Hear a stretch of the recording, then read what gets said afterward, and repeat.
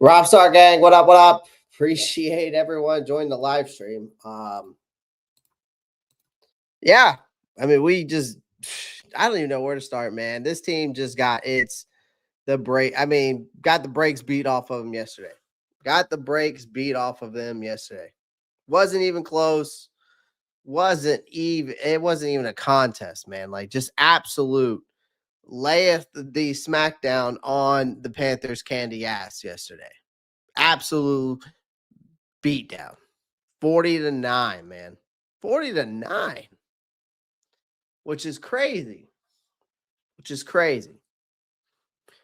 Obviously, I was wrong. I'm going to dive into everything I was wrong about. We're definitely going to have a long conversation about Andy Dalton. I'm going to also have my shorts come out tonight about the game and my thoughts on Andy Dalton. We're going to talk about the running back situation. Then we're going to talk about the injuries. I mean, my goodness. It's like, where do you start with this whole contest, right? Where do you start with this whole contest? Because it was basically a reality check, man. Like, this was ugly. I mean, this was just plain right down ugly. I mean, we came into week 8 riding a high. We were in the clouds, okay? 3 straight wins. You had a 4-3 record. Obviously, this was a prove-it game for the Panthers. It was a prove-it game. It was a prove-it game, and obviously, we proved absolutely nothing. Right? We had a little bit of buzz going around, just this maybe buzz, just like maybe they'll finding their stride. Right? And this was a prove-it game, and the Buffalo Bills rolled into the Bank of America Stadium, and that's including their fan base, because that I got to give respect to the Buffalo Bills fans. Their fan base goes into this stadium. I mean, they travel well. Okay. I mean, they do. They travel well. That whole stadium was rocking with Bills fans. I gotta give credit where credit's due. I mean, Bills fans, they travel well. But getting absolutely hammered 40-9, I mean, putting a 40 burger on our heads. I mean, that 3-game winning streak was over. The optimism for this team took a major hit. And we got a hard reminder of where they really stand. Right? It was a big reminder of where we stand. Casey Davis, that's absolutely correct, man. Appreciate you joining. We got Trap X in the chat here. We got Luke. We got good old boy Nate. Rock Jones, I hear you. Underground West was good. The thing is, though, with Andy Dalton, man, the thing with Andy Dalton is, they got the NBA speculations going on, right? They got the NBA speculations going on. Dice King, what's up, man? Appreciate you coming through. Thank you for the likes. I tell you what, with the whole NBA thing going on, the feds might need to go over to Andy Dalton's house, do a little research. I'm just saying, they might need the feds are watching, man. They need to go over there and check Andy Dalton's house out, man. They might need to go. They might need to go check that out, because my goodness, that guy. It's just like I was just so amazed about how bad Andy Dalton is. A 30-year-old veteran quarterback looked like he woke up and didn't know, like he never played football before. Well, I mean, it's just like it amazes me, man. It amazes me. But yeah, let's talk about that disaster class, because Andy Dalton, first off, was awful. Okay. With Bryce Young obviously nursing an ankle injury, I don't know if it's true or not. I don't. It probably is. Like, we've seen this before. There's been speculations before with the whole injuries with him. But we're talking about a 37-year-old veteran quarterback who gets his first start of the season. All right.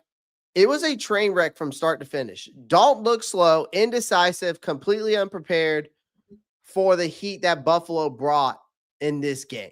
It just took a turn for the worse. He took 7 sacks, chat. 7.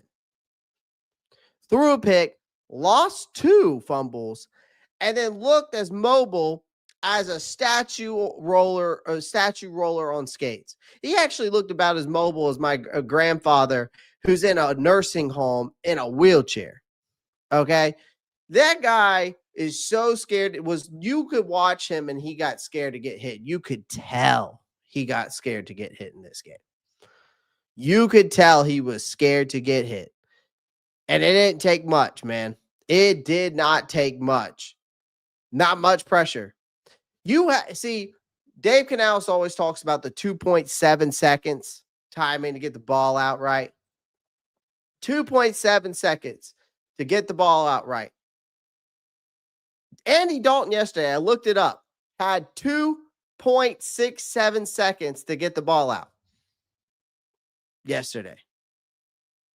Like, this was about as bad as when I saw Jimmy Clausen play. I mean, it was bad. And if anybody remembers Jimmy Clausen, it was bad. Jimmy Clausen, it was absolutely doo-doo. He was absolutely doo-doo. So, again, his mistakes weren't just bad, ladies and gentlemen, man. MRK TV, appreciate you, man, with the roses. I'm still new to all this, and I appreciate the gifts. So I think that's a good thing. Thank you. And it's crazy to me because this is the same Buffalo Bills team that lost to the Falcons, but then lost to the Falcons.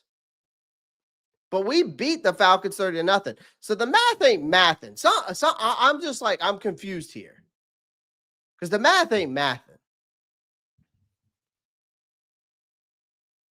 Like, how do you go and beat a Falcons team 30-0, but then you lose to the same team the Falcons just beat? But then the Falcons lose to Miami 34-10. I'm telling you what, man. It doesn't make sense to me. It doesn't make sense to me. And, here's the thing. Another thing is, and I was looking at this game too, as if, I love seeing Tedero McMillan put in the slot because that guy ate yesterday. We're talking about a guy who had 8 catches on 10 targets. Like, you can't make this stuff up, man. But he was the only bright spot in this offense. I'm glad to hear that Rico Dowdle's getting RB1. And I told all you Panthers fans, because I'm going to go and watch my video that I said Rico Dowdle should be the starter. And all of you Chuba Hubbard lovers said, nah, Clay, that's wrong. We paid him. He put the team on his back last year when Bryce was shit in the bed, blah, blah, blah, blah, blah. And I told you need to ride the hot hand. And look what happened. You're talking about the guy who just had the same amount of carries, who put up 51 yards, and you got Chuba Hubbard, who had the same amount of carries and only put up 21. We're talking about triple the number with the same amount of touches. But y'all wanted to ride the whole Chuba Hubbard train. But y'all called me a fake fan for it. Try again. That's what you call try again. I told y'all. But nobody wanted to listen to me. And here's the thing with Carolina. Where is the guy that makes the explosive plays like a Khalil Shakir? The guy that can get you a 50 to 60-yard explosive play. Where is Jimmy Horn Jr.? I understand he got bumped out in the game at some point. But that was before they really even started using him. Where was Jimmy Horn Jr. in this game? He's a guy that I believe could take the top off of the defense. He could be a guy you throw a quick slant, he gets you 60, he could burst a 50 to 60-yard play. Where is he?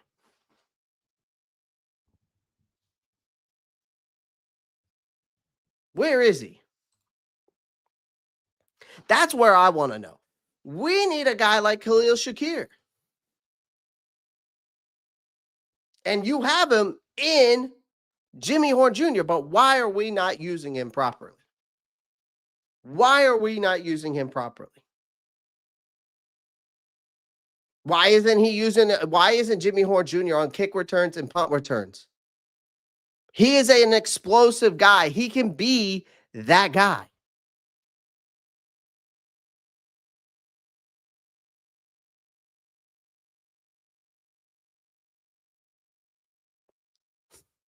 See, Cali Blue Blue is one of those guys who is still on the whole Chuba Hubbard thing, man. What has Chuba Hubbard done? Like, you can go look at the numbers, man. The numbers don't lie. The film don't lie. The film don't lie. Chuba Hubbard has taken a step back, and I don't care. And he's taken a step back in the shadow of Rico Dowdle.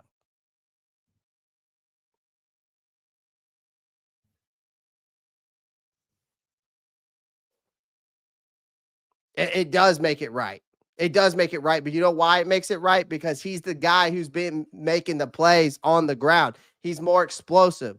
You're talking about 1,200 yards. You're talking about 1 year. He had 1,200 yards. Talking about 1 year. But the Andy Dalton situation, let's get back to that because I will acknowledge the whole Rico Dowdle situation. You can disagree, Cali Blue Blue, and I'm going to prove to you here in a minute why you're wrong, and that's okay. But let's talk about the train wreck of Andy Dalton first. Let's get back to that, all right? Because I'm getting off topic because I was talking about multiple things I want to talk about. But he got his first start of the season. Train wreck, start to finish. Looked slow. He looked indecisive. He completely looked unprepared. Right? He took 7 sacks in the game, ladies and gentlemen. He threw a pick and he lost 2 fumbles. And again, just looked scared to take a hit, folded like a cheap tip, was about as mobile as a statue on rollerblades. I mean, the mistakes weren't just bad, they were costly. Remember the red zone fumble that killed the 1 scoring chance, an interception that led directly to a Buffalo Bills touchdown? A sack before the halftime cost the team a chance at any easy field goal. And by the time the third quarter came around, we were already buried. Dalton had dug the hole himself. And I'm going to talk about why Bryce Young's so more important to this offense. For all you people that believe that Bryce Young isn't, I guarantee you guys would have rather seen Bryce Young out there. Guarantee you. Whether you like him or not, you got to respect what Bryce brought to the table over Andy Dalton. I get Andy Dalton's 37 years old. But we're talking about an Andy Dalton that finished 16 for 24, 175 yards, no touchdowns, 3 turnovers, a passer rating that probably made Bryce Young's injury ankle throb in sympathy. We're talking about a 4.2 passer rating. A 4.2. Broncos for life. Yeah, PS2 is hurt. Unfortunately, I hate to hear that, man. I hate to hear that. So I'm sorry to hear about that. Prayers out to him, and hopefully he heals up. I like PS2, man. I like PS2. But to make matters worse, he pump faked like a man afraid of his own arm. He held onto the ball way too long. And he just gave off this vibe of a quarterback who knew he did not belong there anymore. Did not belong there anymore. He didn't. And I'll say this. I think the message was clear after this game, chat. The Panthers need Bryce Young. And fast. Dalton days as a capable backup might be done. His career might be over. All right. If Young can go, if Young can't go next week, you got to make a decision. You might have to start thinking about desperate times, desperate measures. Hendon Hooker or Mike White, anyone. I'm taking Mike White over Andy Dalton right now. Number one, we've seen Mike White actually be able to we've seen Mike White have some good games. Like he torched Cincinnati last year when he had to step in for, I think, Josh Allen for a game. He torched Cincinnati. I think he had a huge game. Hendon Hooker, we seen like the whole preseason thing. It's like, I don't know. We saw him in preseason. He didn't look too good. I tell you that. But while we're still on the whole Bryce Young thing, I want to make this clear about this with the whole nightmare horror show of Andy Dalton. Okay. I get everything with it. Okay. All right. But let me tell you something. You can't win with Andy Dalton as your quarterback. You can't. Bryce Young is such an important, his absence was glaring in this game. And it's so important to why Bryce Young is so important to this offense right now. I'm not saying Bryce Young's the franchise guy yet. I am still have my thoughts about Bryce and where I think he is at this point. We know one thing right now, though. Bryce is our quarterback right now, and he's the best quarterback for this offense. We know that for a fact. All right. We know Bryce is the best quarterback for this offense. And it's not even close. Okay. And it's ironic for all the times people have questioned whether Bryce Young is good enough. I've been one of them. I'm going to admit, I've been one of them. His absence, though, is very crystal clear. This offense needs him. The reason why this offense needs him is the fact of his ability to extend plays, right? When protection breaks down, his knack for sensing pressure before it arrives, the quick processing, the off-script magic, all of that is missing. What's up, Ravens flock? What's going on? But Young's presence changes the vibe of this offense. He gives rhythm. He gives unpredictability. He gives confidence to this offense. Even when things aren't perfect, and let's be honest, they really are. There really are with this offensive line right now, and especially with the injuries, and we'll dive more into that. But he finds a way to just keep these drives alive, right? That's the difference between Bryce Young and a guy like an Andy Dalton who's basically just fading away at this point, right? The system is built. This system Canales has built depends on timing, mobility, and improvisation. And those are things that just Andy Dalton simply just doesn't have anymore. We're not talking about Andy Dalton from 10 years ago. Okay. If we were talking about Andy Dalton from 10 years ago, we might have a different conversation right now. But Bryce does what this offense needs. And that's why the entire operation fell apart without him. It's just simple as that. Ladies and gentlemen. Doug, what's up, man? I got to get to some of you guys' comments over here real quick. I already gave a shout out. Rock Jones, Undergrad West, Local Kid, what's good? Nervous, what's good? Carolina Panthers Deep Driver, what's good? Hatred, what's good? Anthony Brown, what's good? Miss Douglas, what's good? I already talked to Cali Blue. Good old boy Nate, I already gave him a shout out. Kyrito MVP 11, what's good, man? Appreciate you coming by. Appreciate you stopping by. Michael Hunt, what's good, man? Appreciate you coming through. What's up, Doug? Appreciate you joining, man. I hope all is well, Dougie. Josh P, what's good, man? And who else we got? Just here supporting you, bitch. I appreciate that. And Al, what's good, man? Appreciate you coming through with the Garfield with the shades on. What's good? Appreciate you coming by. Yeah, let's pull up some stats here real quick. But it's just like I tweeted out yesterday too. I tweeted it out yesterday. I don't want to ever hear, and I'm not going to be one of those people who's going to say it either. I don't want to ever hear another soul to say that Bryce Young ain't that important to this offense. And that somehow that Andy Dalton can toss it down the field better than Bryce Young. You could say that Bryce doesn't have some accurate passes here and there. You could say the arm talent isn't there, the arm strength, whatever you want to say. That's fine. You could have that. But you can't tell me that Andy Dalton is better for this offense. That just proves this game proves it in itself. And miss me with that bullshit because Dalton looked like a dude.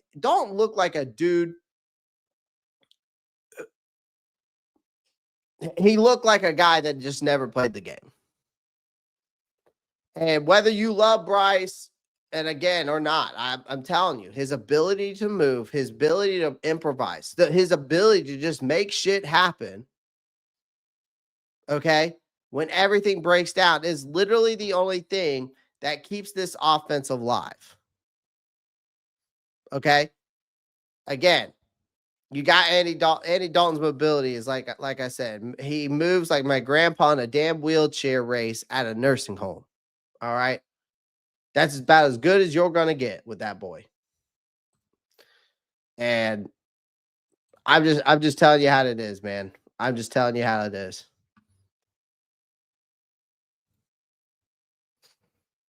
Appreciate everyone, though, join the live stream, whether you're watching on TikTok, X, Twitch, YouTube. Appreciate everybody. Shout out to everyone in the chat. Make sure you drop a like, subscribe, follow. I would greatly appreciate it.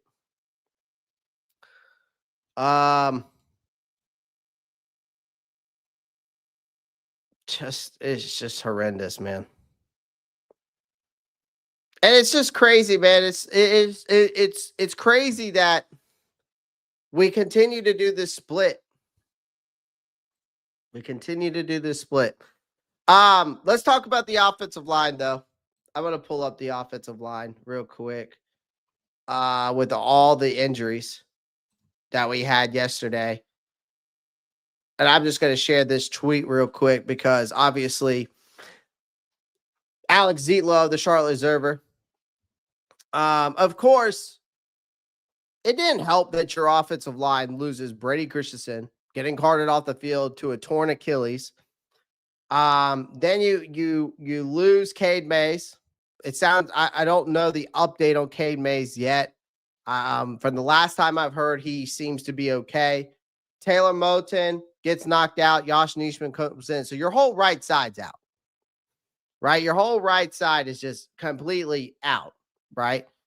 So by the fourth quarter, we're just throwing patchwork in for these replacements. Okay? Right? You got Austin Corbett and Josh Nijman, right?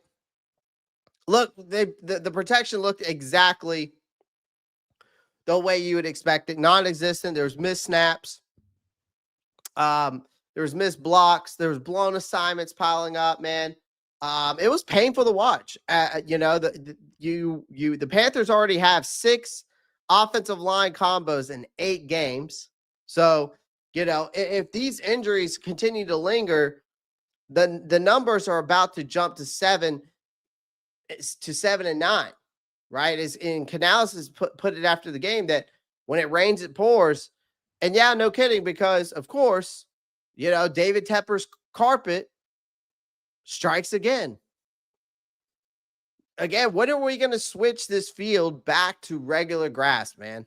When are we going to switch these fields back to regular grass? Because we continue to see this time and time again with this turf bullshit, because that's what it is. So,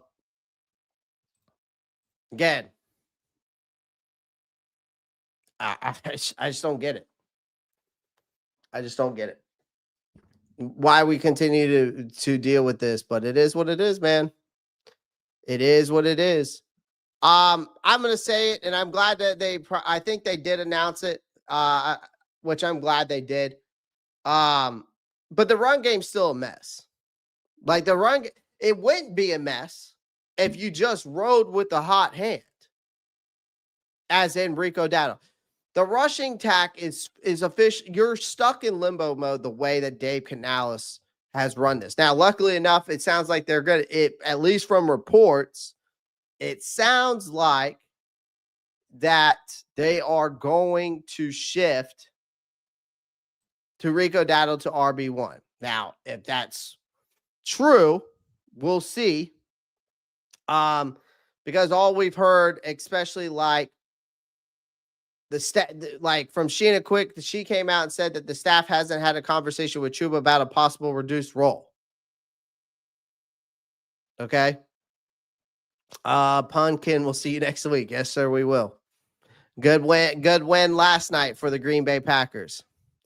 But see, the problem is with the situation with this run game is Dave Canales keeps trying to balance the workload between Hubbard and Dowdle, and it's not working. The timeshare is killing any momentum in the run game you might have found, right? Hubbard looks hesitant. He does. You look at this run game, you look at the touches over here, man. Look at the touches. You look at the touches over here from the stats. You got Rico Dowdle on 8 carries for 54 yards. His longest run is 24. Whereas we want to sit here and hop on the Chuba Hubbard train that he's got 12 carries for 34 yards and five of is his longest run. I get that Chuba Hubbard had 1,200 yards last year. I get all that. That's last year, man. We're in a new time the last time I checked. We're talking about a running back right now, and Rico Dowdle. If we compare the stats here, you've got a guy who's 5th in the league in rushing yards, and he's averaging 5.7 yards a carry. Whereas you go to click on Chuba Hubbard, if we want to talk about numbers, he's 32nd in the league on yards, and he's averaging 3.6. Now, if I'm looking at that correctly, don't you think that the hot hand should be getting the ball more? You're killing momentum with this run game. The way you're doing it with this timeshare. You can tell Hubbard looks hesitant and slow. While you got Dowdle, who's clearly more an explosive back right now. Because against the Bills, again, you're talking about a guy who managed, before he got to those extra carries, at closer to the end of the game, he only had 7 carries for 17 yards up to that point. And he had a decent run that did get called back for a holding, so I will give him that. But we're talking about a guy in Rico Dowdle who picked up 54 yards on 8 carries and averaging 6.8, to a guy who got 12 carries, 34 yards, and 2.8 yards a carry. It's time to stop pretending that this is a 50-50 situation. Dowdle should be RB1 moving forward, period. Keep Hubbard in a lead role at this point feels like you're coaching malpractice.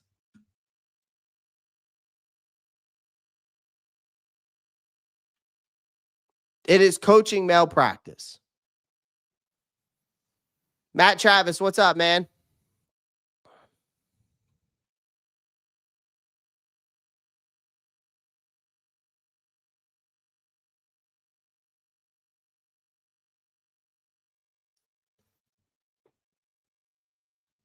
And again, it just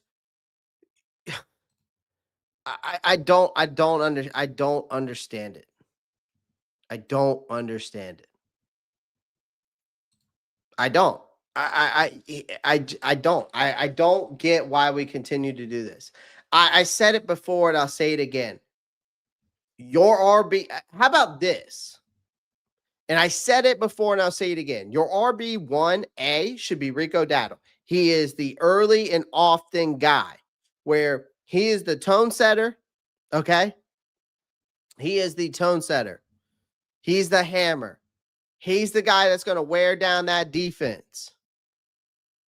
That's what you bring him in for. Whereas you get a guy like Chuba who comes in to basically be your closer. And he handles the rest of what's left after what Rico Dowdle just did. He gets the sloppy seconds if you want to get a little weird with it.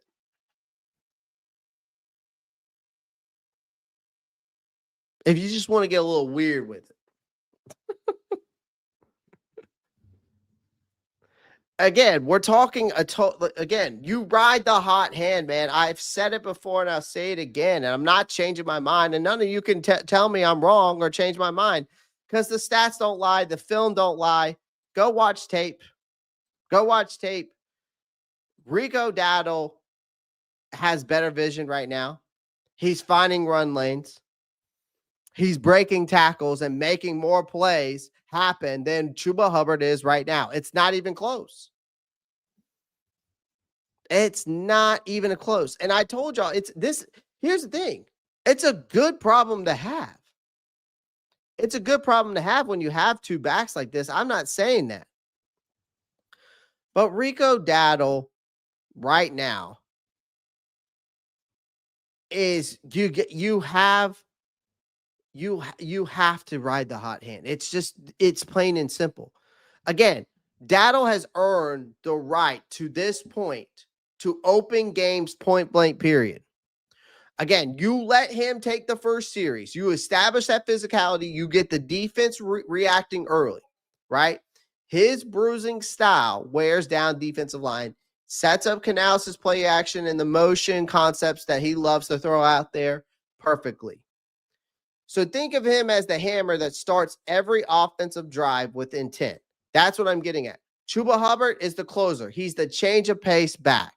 So once that defense is just completely gassed, that's when Hubbard comes in, right? You rotate him in for stretches, let him exploit the tired front seven, right?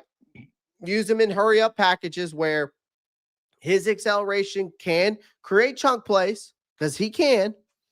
And he's also, you can make the case that Chuba Hubbard could be a better third down back, maybe for the outside zones and the screen plays that they may use, right? I mean, but you could also make the case where Rico Dowdle is a better third down back to close yardage, right? Because he can pound the rock, right?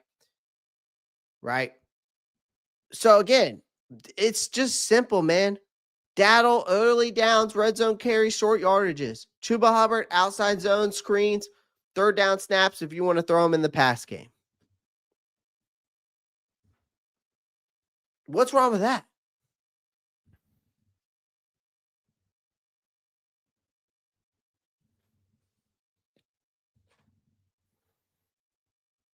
What's wrong with that? Okay, Cali Blue, you keep that same energy and you come back here. And if this is still happening, I want you to keep that same energy when Rico Dowdle continues to outwork Chuba Hubbard. Keep that same energy. You can call me delusional now. But again, I watch film, man. I break it down. I've seen it. It's not even close. It's not even close right now. And maybe Chuba Hubbard right now is still dealing with that injury. That calf strain still could be bothering him. Okay. So maybe I should give Chuba Hubbard some grace on that. Maybe. But right now, Chuba Hubbard is not better than Rico Dowdle. It's plain and simple. What I love the idea that you're saying, though, of saying let's put them on the field at the same time. I would love to run some two-back sets. But we've yet to see that. That's on Dave Canales. Get on Dave Canales about that. I'd love to see it.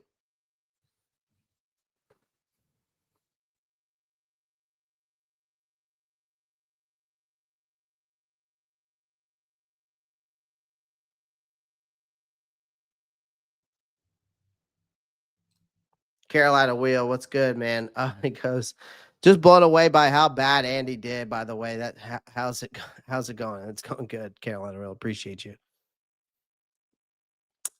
Jim Perry says, "Tell me this: do you bring Rico back next season? If so, do you keep all halfbacks?" I think there's a world, and I know this might sound crazy to some of you guys. There might be a world where Carolina might try to trade Chuba Hubbard.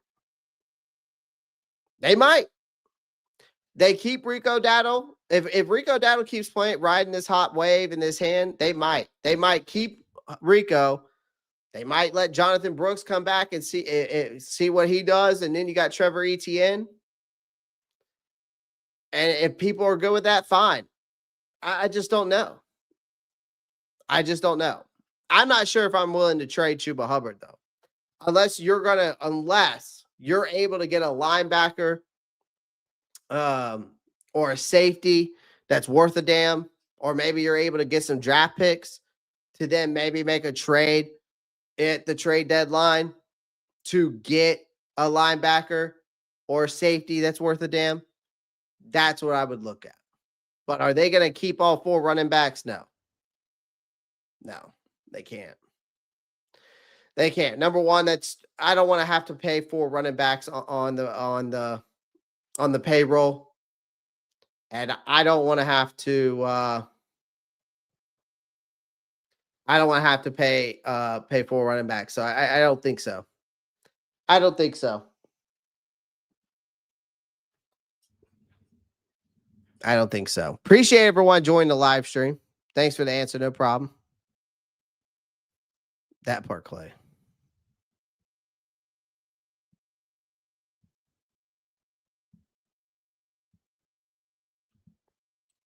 I don't think so. I don't think he'll average 6.8 yards. Here's the thing. If you want to go watch film too, here's the thing. Go watch film.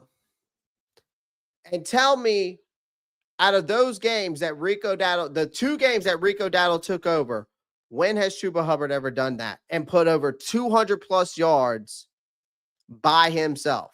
He hasn't. He's gotten close. I think he did it against the Giants last year, maybe, but he didn't put 200 yards. He put maybe 180. But we're talking about a guy who went 200 and then 230, like 230 yards and 216.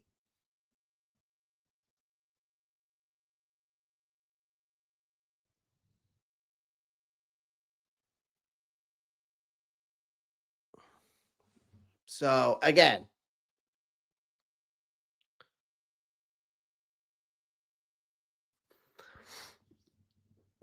Cali Blue is in his feelings. Let him just say he played and all that stuff. If you played, great. That has nothing to do with what I'm talking about.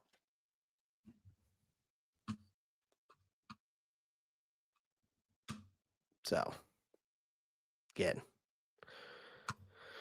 All right, let's move on. Let's talk about this offensive line, though. Again, already talked about the offensive line. Let's talk about the defense. I'm going to give a shout out real quick to Nick Scorton. The man's getting a half a sack. A'Shawn Robinson got a half a sack. So we were getting some sacks in this game. We didn't get as much pressure as I would like, but early on, I'll be honest with you, I felt like our defense might hang in there. Like Josh Allen wasn't lighting it up in this game. We were getting some stops, right? Then the whole James Cook thing happened, right? Like the Bills running back just absolutely torched us. I mean, career high, 216 yards, 2 touchdowns on just 19 carries. Yep. Averaging 11.4 yards a carry, 2 touchdowns, 64. That 64. That 64 yard run just changed the whole minimum of the game, right? He ran through our defense. He ran around our defense. He passed our defense. That really, this defense has been stout over the past few weeks. Coming into this game, you held 3 teams to just 131 yards rushing, right? You held Miami and Dallas to a combined of 50 yards, right? And then you go and limit the Jets to 81. So again, Cook smashed all those totals just by himself, and he did it before the end of the third quarter. By the time Buffalo pulled him, and Allen, and with 10 minutes left, the game was over. Bryce Young's in the TikTok. Shout out to Bryce Young. Andy Dalton and the defense were involved in the gambling scheme. Obviously, that's not the real Bryce Young, but it's still a funny comment. We should probably, Bryce, we should probably have the feds go search Andy Dalton's home, right? Chiefs or Commanders, Weston 22, Chiefs. That's who I picked in my week 8 picks. And to make matters worse, the defense took some injury wise. Derek Brown tweaked his knee. He's fine though. Trevor Wallace left with a shoulder stinger. Both should be fine, but the attrition is piling up fast, man. Just these injuries again, we just can't get away from them.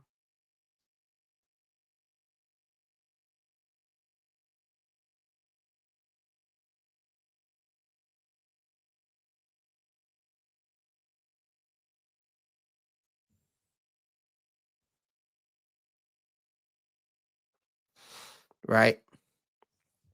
So, again, this defense, it's just unfortunate, man, because this defense just, man, it just sucks because it's just like we've been so solid, just so solid. But it just felt, and it's the thing with this team, man. It's not about the way, it's not the way that things happen. It's not about the way, it's just about the way we lose. It just seems like this team either wins by 3 points, or by inch, or we lose by getting blown out. There's like no in between. We either win by like 3 points or we get blown out. Like I don't get it. Right. And that's where I kind of have to put this on Dave Canales a little bit, because he needs to be his decision making should be a little bit under fired. Right. He didn't have his best day either. The game plan was flat, in my opinion. All right. All right. The adjustments were late in this game, and the personnel decisions were questionable. Right. You benched Bryce. Right. Earlier. Right. You benched Bryce last season early. Right. But you benched him in this game because, of course, it was necessary.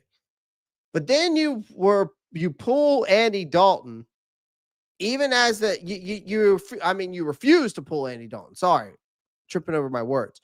You refuse to pull Andy Dalton, even as the veteran was just absolutely imploding. And then you keep riding Chuba Hubbard, despite Rico Dowdle clearly being better right now. Okay? It's just weird, stubborn streak that's costing this team the same way we were talking about the stubbornness of Jiro Evero with, letting J.C. Horn not travel and some of the other defensive concepts, right? But at some point, the loyalty to the process has to start looking a lot like refusing to do the obvious. Like, if this team wants to stay competitive, in my opinion, down the stretch, Canales is going to have to start making some uncomfortable changes. Okay? Some uncomfortable changes. Because right now it's not working.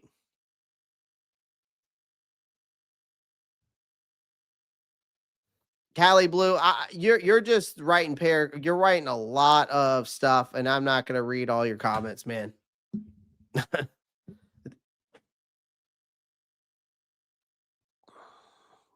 You have your opinion. I have mine. You can disagree. You can agree to disagree, my friend. All right. Fire Andy. How about we just release him?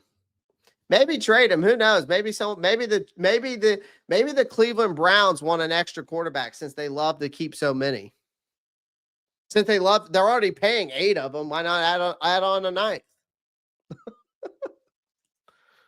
The Cleveland Browns love quarterbacks. Why don't they pay a 9th one? We'll trade Andy Dalton over to him. We'll take Shador Sanders for Andy Dalton. Wouldn't that be fucking electric?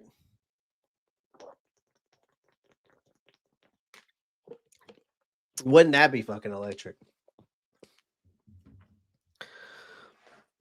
Shout out to everybody over on the TikTok. Make sure you drop a follow, tap my face, punch my face. You can just, just like that. All right. Appreciate you over there on the TikTok. X, make sure you drop a follow, share the live. Appreciate you guys. And of course on YouTube, make sure you hit that thumbs up button. Simple, easy. That's it. All right. And subscribe to the channel. Greatly appreciate it. But yeah, Dave Canales has got to make some adjustments, man. A few bright spots, and I'm going to give a shout out real quick to my boy Tre'von McMillan, man. This kid is an absolute stud. We're talking about a guy who got targeted 10 times, 7 receptions, basically 100 yards, averaging 14 yards a catch. I mean, if you again, you dig through the wreckage of this game, there's only a few players that actually had some decent showings. And of course, Tre'von McMillan once again continues to be this just bright spot. Again, you look at the stats, despite Dalton, scatter shot accuracy in this game, the Bills defense keying on him all game. But listen, putting Tre'von McMillan in the slot is such a huge mismatch for linebackers, and even for the safeties. I love seeing Tre'von McMillan in those concepts when they throw him in the slot position. He can make some plays. Black in the chat says FBI investigate Dalton ASAP. Absolutely. Right. But again, Tre'von looks like the kid, looks like a legit number 1 wide receiver, big, tough, and consistent. The only thing I got to say is again, can we please see more of Jimmy Horn Jr.? Like, you go back and watch that play. All right. Mr. Potato Head, David Tepper says, Rock, send me your email. I want to interview you for the head coaching position. I'm fired, Dave, at the end of the season. Oh, shit. That's funny. I love that. I love that.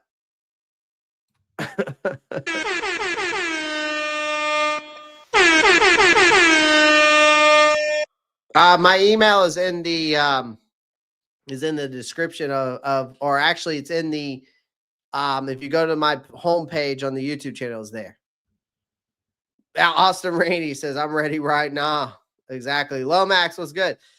That's the thing, though. We need to see more of Jimmy Horn Jr. I truly believe that. Like that big, huge play by Khalil Shakir, that is something that Jimmy Horn Jr. would be able to do.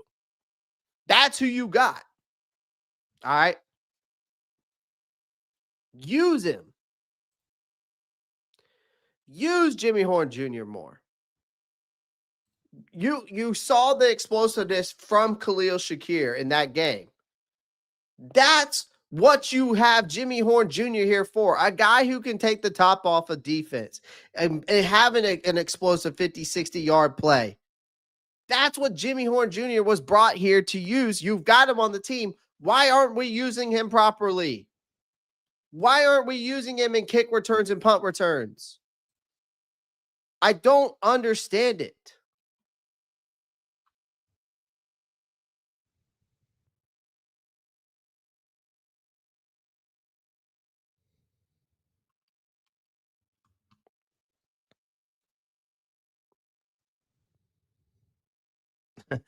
Panthers gal says, "Are you ready for the round table tomorrow?" I'll pray for you. Yeah, I'll be ready. I'll be fine.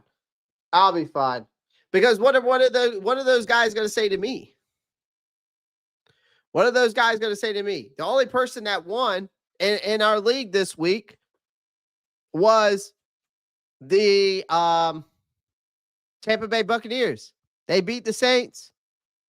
The Falcons got smoked by the Dolphins, who the Carolina Panthers beat. So what are they going to say to me? What are they going to say to me? They ain't got nothing to say to me. They ain't got nothing to say to me. I'm going to lose my mind. I hear you, Popple's rookie. Also, what's up? What's up, man? True. Exactly, Panthers gal. They ain't got nothing to say to me. Because they're going to come up with something. If they are talking smack, I'm just going to be like, tell me something I don't know. I'm talking shit about my team right now.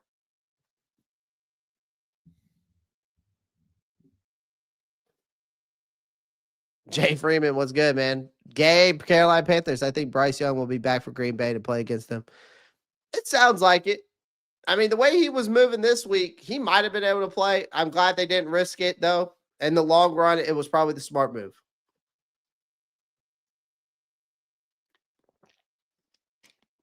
Again, it's just funny how this team will win games by 3, but then they'll go. But when they play other teams, they'll get blown out by like 30. It's like there's just like no in between. There's just no in between, man. Oh, it's frustrating though. It's frustrating, that's for sure. Again, shout out to everyone in the chat, man. Appreciate you guys. Let me give you my studs and duds of the game real quick. I already talked about Andy Dalton. He was definitely a dud. I already talked about Tyrone McMillan. He was a stud. Chuba Hubbard was a dud in this game. Again, I don't even have to continue to talk about Chuba Hubbard. I've already said what I said. He continues to struggle and find any rhythm, like I said. Even with his second game back from this calf strain, we're talking about a guy who averaged 2.8 yards. Again, he did manage to score. He's just been a non-factor. His inability to consistently move the chains forces us into a lopsided, predictable offense in a game where every yard mattered, and his lack of explosiveness has been painfully obvious. Whether you believe it or not, I don't care. It's just my opinion.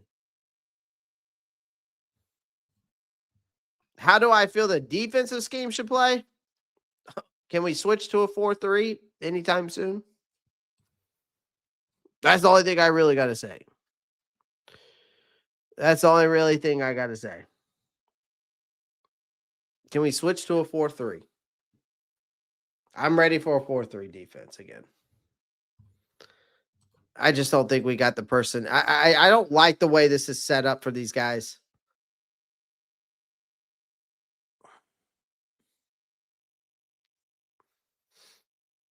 Again, I just wish we could go back to a 4-3 defense.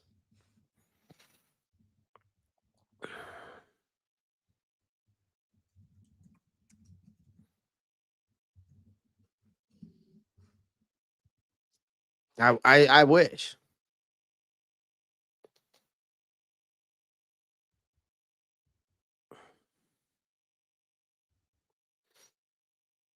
But that'll never happen. Nathan Williams comes in and says, dude, we got to get a better CB2. Mike Jackson cost us some bad in man coverage. It's the same thing with Mike Jack. 1 minute he makes a play, the next minute he gets cooked. Still living in 2015. No, I'm not. The 3-4 scheme doesn't work. So you got to put your players in situations that they're able to be successful in. And we have yet to see that. Oh, no, I meant I was. Yeah, well, sometimes I feel like I am too, man. Sometimes I am. I wish I was. I am too, but it's just, what are you gonna do?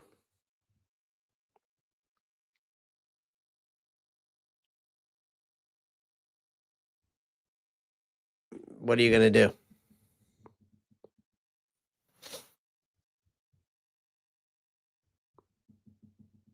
Um, let me see here. Been a fan since 2000. It's been. I feel you, man. I've been a fan since I could stand football. I've been a fan since I was like 10, though. I've been a fan since I was like 10. My dad took me to, true story, my dad took me to a preseason game. It was against the Pittsburgh Steelers. I still remember it to this day. And ever since then, I fell in love with it. Fell in love with the team. So never looked back after that. Never looked back after that.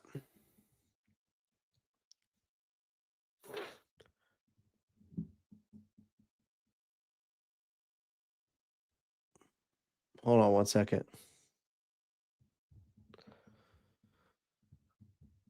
Sorry, Chad. I'm trying to fix something here. How let's see here. Oh, Cali Blue comes in with another question. How do you think this defensive scheme should play out? I mean, right now we're mixing in fronts like from a 3-4 to these hybrid 5-2 looks. Which can work if your linebackers are disciplined and your edges can set the tone. But Derek Brown, you got Derek Brown and you got Turk Wharton back, you got Ashawn Robinson. So your defensive line is healthy, right? I just sometimes feel like they need to simplify it, like base it out of like a 4-2-5, 4 down linemen, 2 linebackers, 5 defensive backs. That's where you get your pass rushers like Wanum or Icky or, not Icky, Wanum or Princely Mama Yellen. Trizzy, what's good in the chat?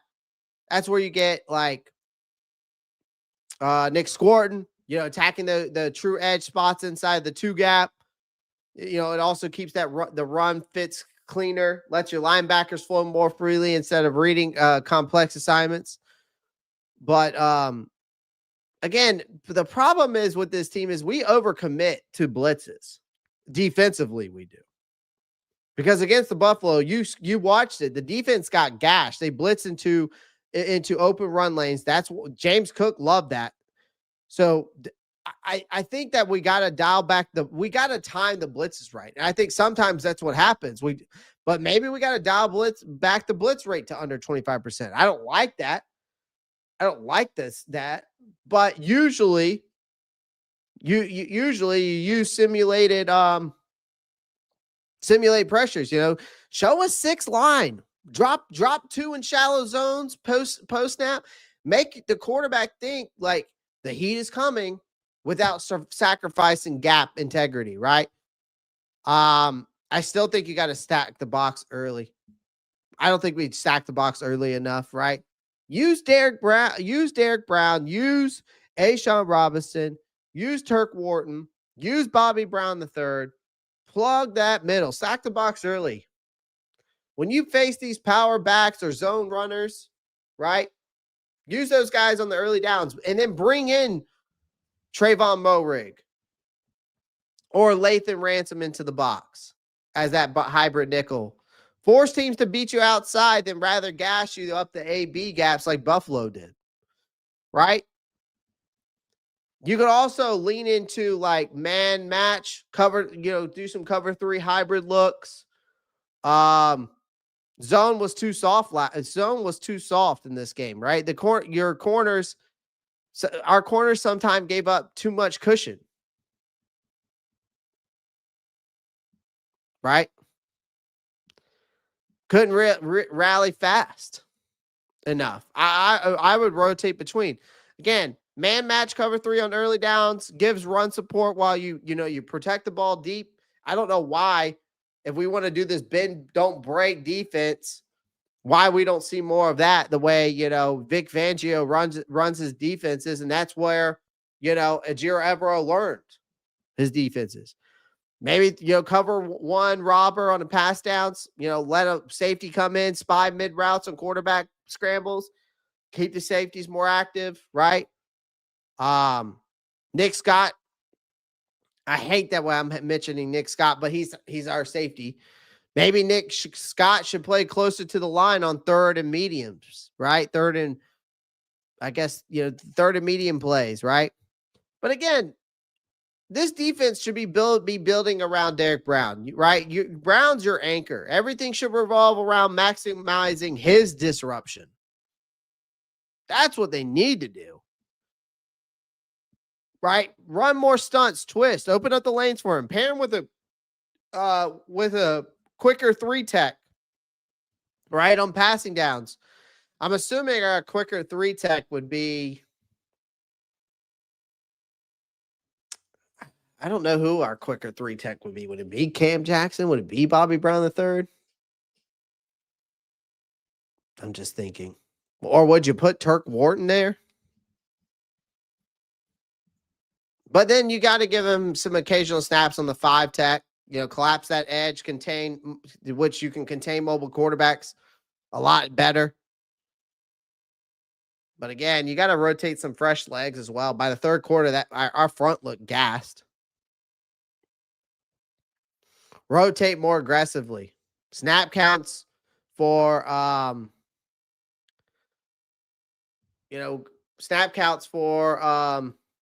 Derek Brown and guys like, I would even say Nick Squirt and Princely Mamiello, who are the guys who are making plays, right? Those snap counts need to be managing so they're explosive late, right? Give some more rotational snaps to these other guys, right? But another thing is these third and shorts, you need to stack heavy. Commit to the gap control, not to these wide fronts. And I think a lot of times on third and long, we need to unleash Nick Scorton and Prince Amamiel and DJ Wandum from a wide 9, right? Loop Tre'von Wallace inside. Spy the quarterback, right? And then in the red zone, you got to tighten the cushion, man. The sky safety depth, bracket tight end routes. That's what I would do defensively. Grayson Sonic says, may thoughts and prayers go for Jamaica tomorrow. Yes. Thoughts and prayers to them, because that hurricane, the way that it's looking, could wipe that place off the map. I hope not. Because I've been to Jamaica and I loved it. I had an absolute ball.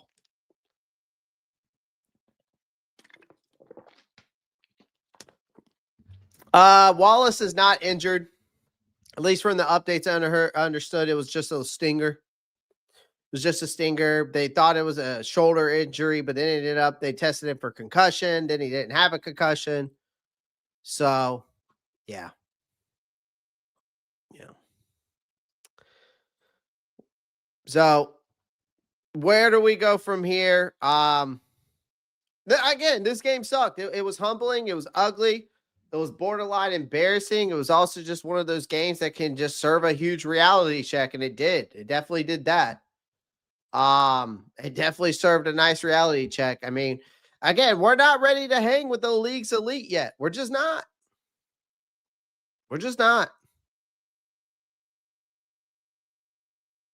Especially when we're out here all banged up. You're out with your quarterback number 1.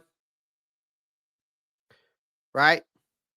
It doesn't help when you lose your whole right side. You lose your starting center. You don't have your right guard, your starting right guard, and you have your backup right guard and Brady Christensen tears Achilles. Then you got your starting right tackle go out with a knee injury. Again, we're 4-4 in the season. I mean, the season's not over by any means. There's a lot of football left.